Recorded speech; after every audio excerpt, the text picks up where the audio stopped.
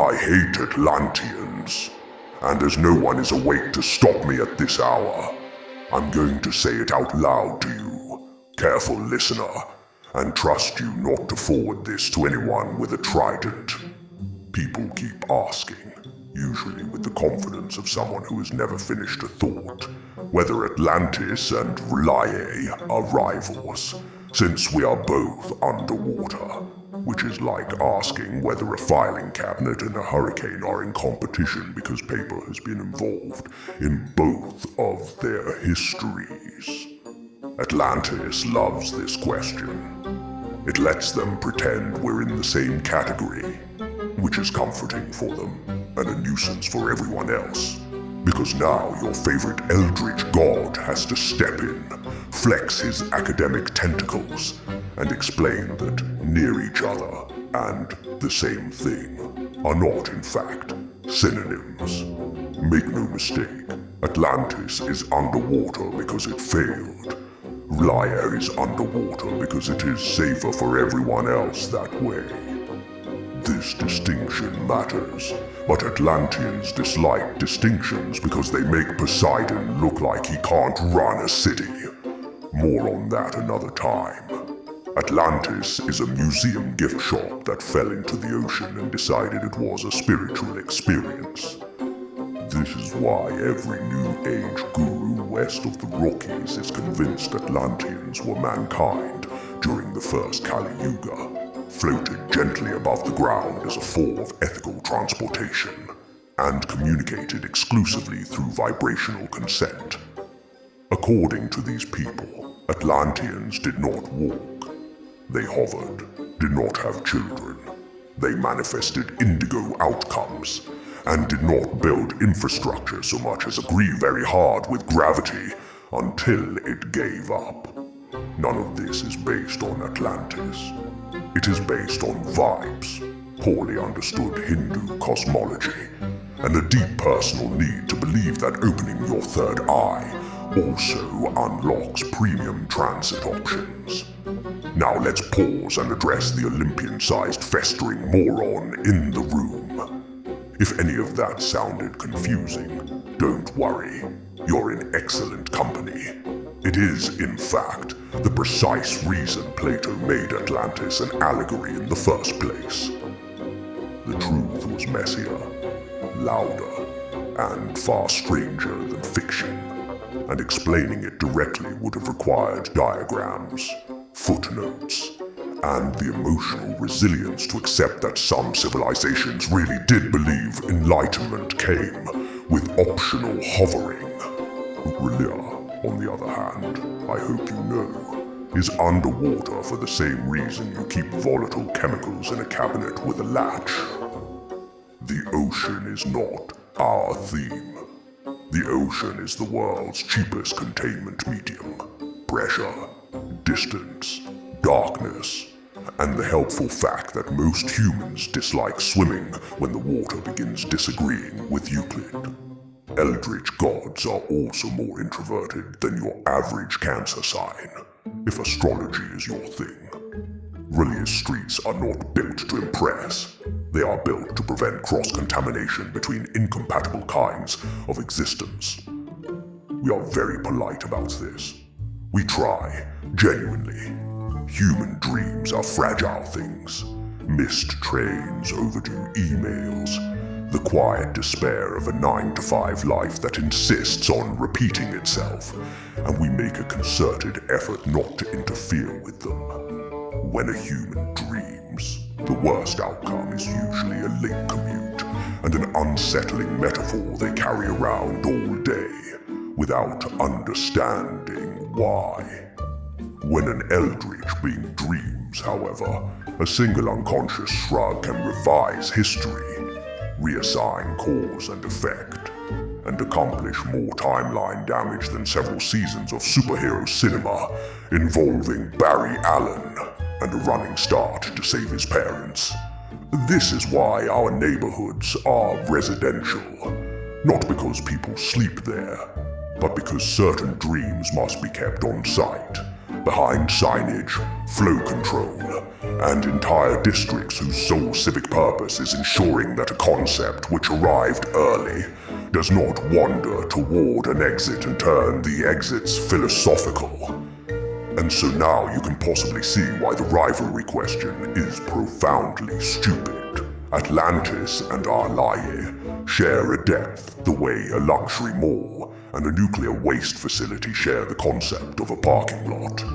Atlantis wants the comparison because it allows them to imply equivalence.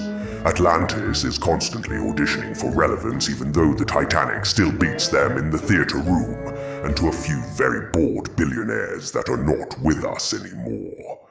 Sucks for them. Anyway, another thing. Every coral reef within sneezing distance of human history has been retroactively declared Atlantean by people whose archaeological methodology consists of podcast equipment, which really should be made more expensive. I have tempered my curiosity with tampering with politicians' brainwaves and making them pass legislation to make it so. But last time we did that, we produced Ronald Reagan. It was supposed to be a joke. Ketchup was never supposed to actually be thought of as a vegetable. Anyway, that's not what's important. The point is, anything submerges Atlantean to conspiracy nut jobs these days. Anything old is Atlantean. Anything that archaeologists can't readily pinpoint within a breath of discovery becomes Atlantean.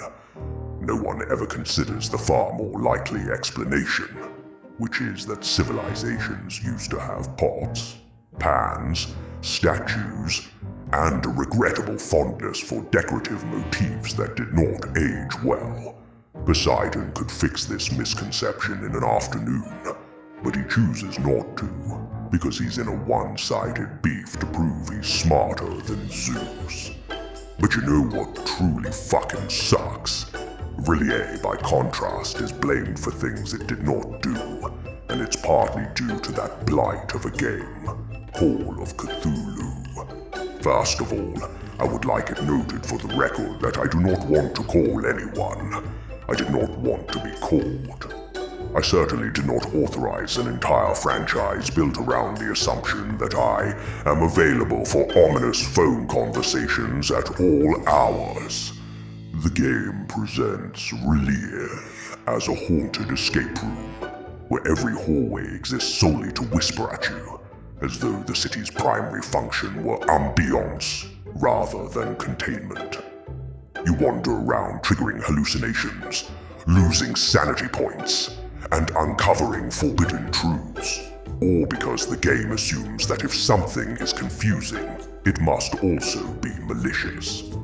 And if it is underwater, it must be actively plotting against you.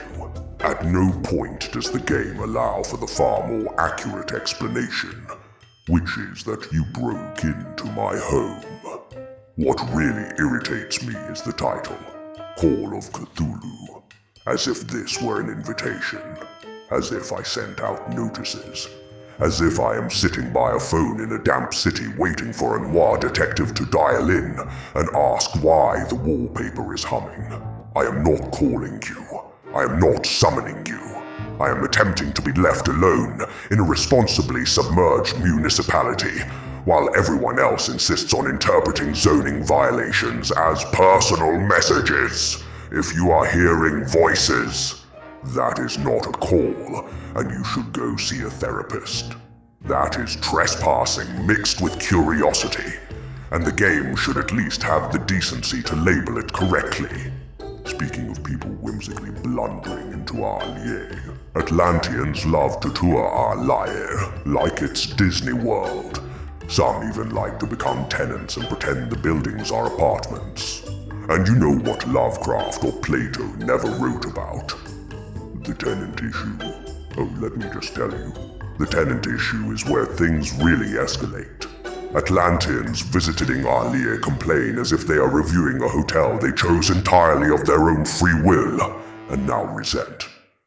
They ask why the pressure is so intense, why the corridors seem to age them forward and backward while they sleep, and whether the building could please lower its dimensional output between the the hours of 10 and 6 because waking up simultaneously older, younger, and disappointed is bad for circulation.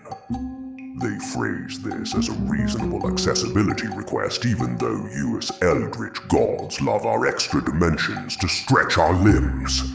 They dare ask if the fourth dimension can be reduced to a light simmer overnight, or at least capped. A question I've now heard often enough that it has a response template. The landlords explain, patiently at first and then verbatim, that the extra dimensionality is load-bearing, and removing it would cause all of us eldritch beings to stuff ourselves into your three-dimension world. For obvious reasons, this would present a huge problem. If you think I'll drive you mad by waking up, imagine Yog Sothoth's entire body being stuffed only in the third dimension. He's the gatekeeper of time, mind you. Wrap your minds around that consequence, if you will. Anyway, Atlanteans also ask, without hesitation and with full eye contact, whether there are any good sushi places nearby, or if eating octopus is considered culturally insensitive here. This question is usually asked while standing in a lobby occupied by several beings whose great-grandparents were octopuses or squids or an amalgamation of both and more. Obviously, we are polite despite being insulted, and decide the best way to deal with being slighted is to throw them into the pit of Tartarus. Poseidon hasn't noticed yet for some reason. You may think my rant ends here, but not really, because there's also the other side of this coin. When Alia residents visit Atlantis, the complaints do indeed reverse, but they become somehow purer in their absurdity. Atlanteans will look directly at an elder being whose anatomy predates entire galaxies, and say very calmly that the tentacles are a bit much for a shared space. They will recommend, not request, recommend, that eldritch visitors fold up their appendages, close all but two eyes like a normal being, and make an effort to look less conceptually upsetting because people are trying to have lunch. They say this as if asking a hurricane to lower its voice. They refer to unruly tentacles as uncouth, uncivilized, as though civilization is a dress code enforced by coral columns, as though anatomy were a social choice, like wearing sandals to a formal dinner. There is always an implication that the eldritch could pass, if they simply tried harder. Which is fascinating coming from a culture that has never once asked itself whether marble columns are doing too much. Relias scholars respond to their prejudice by pointing out, with visible restraint, that Atlantis sank because it could not survive a mild disagreement with a fault line. They note that Relias structures adapt because time is unreliable, while Atlantis assumed the planet would behave itself until Andromeda collided with the Milky Way. Someone inevitably adds that California, a region famously held together by zoning laws and spite, has managed better seismic infrastructure without invoking divine wrath. The merfolk did not like that one, so yes, they will clutch their pearls, adjust their robes, and strongly suggest that ancient beings older than geometry make themselves smaller for the sake of ambiance. And then they will be offended when Aurelia residents ask why their city looks like it couldn't survive a simple, angry rainstorm. In conclusion, Atlanteans love to conclude debates by saying, at the end of the day, we're both underwater civilizations, which is true in the same way that both fire and paperwork can ruin your afternoon. Atlantis is underwater like a shipwreck you charge admission for. Relia is underwater like a containment unit labeled "Do not open unless you are prepared to learn something uncomfortable." If this were truly a rivalry, Atlantis would be worried about preservation. Relia would be worried about liability. That alone should tell you who's actually doing the work down here.